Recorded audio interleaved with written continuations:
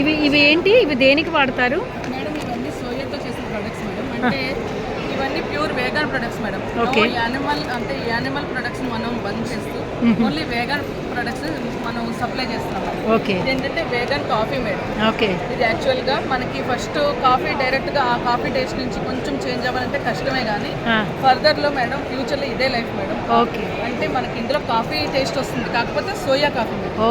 అంటే మనం డైరెక్ట్గా చెప్పేస్తానంటే soya coffee. Okay. Okay. So మనం దీన్ని మనకి కావాల్సిన దీనికి మిల్క్ అవసరం లేదు మేడం. డైరెక్ట్గా వాటర్లో మనకి కావాల్సిన మనకి టేస్ట్కి తగ్గట్టు కలుపుకుంటూ ఉంటారు. ఓకే. ఒక్కసారి హీట్ చేసుకుంటే కొంచెం షుగర్ యాడ్ చేస్తే సరిపోతుంది మేడం. ఓకే.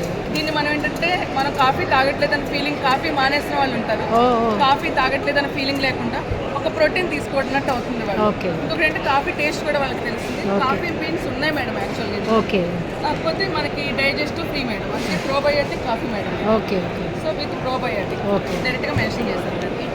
అలాగే ఇది వచ్చి క్రీమ్ మేడం. అంటే మనం ఇప్పుడు యానిమల్ ప్రొడక్ట్స్ అన్నింటినీ కొంచెం అవాయిడ్ చేయాలనుకున్నాం, దానికి కూడా కారణం మేడం. వాటికి ఇంజెక్షన్స్ ఇచ్చి రకరకాల కారణాల వల్ల మనం కూడా కొన్ని ప్రాబ్లమ్స్ ఫేస్ చేస్తున్నాం వాటిని తాగడం వల్ల కూడా. సో మనకి ఈ సోయాలో ఏంటంటే ఇది సోయా పౌడర్ మేడం, అంటే మిల్క్లో ఉండే పౌడర్. సో మీకు డైరెక్ట్గా సోయాలో అనిపించదు. దీన్ని ఏంటంటే మనం ఈ పౌడర్ని వాటర్లో కలుపుకొని డైరెక్ట్గా మిల్క్లో మనం ఎదురైనా వాడుకోవచ్చు మేడం. మీరు కాఫీ తయారు చేయొచ్చు, నెక్స్ట్ మిల్క్ షేక్ చేయొచ్చు, మిల్క్తో చేసే ప్రొడక్ట్స్ అవి దీంతో చేయొచ్చు, ఐస్ క్రీమ్స్ చేసుకోవచ్చు, ఏదైనా చేసుకోవచ్చు.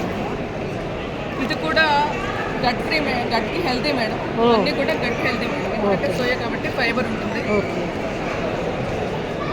ఇది కూడా ప్రోటీన్ ట్రాపింగ్ మేడం. ఇది కూడా చాలా యూజ్ఫుల్. ఇది ప్రోబయోటిక్ అండ్ ప్రీబయోటిక్ రెండు మేడం. సో ఇవన్నీ కూడా మనకి మంచి యూజ్ఫుల్ ప్రొడక్ట్స్ మేడం. ఇవి మనం కొత్తగా ఇంట్రడ్యూస్ చేస్తాం. ఓకే. Thank you.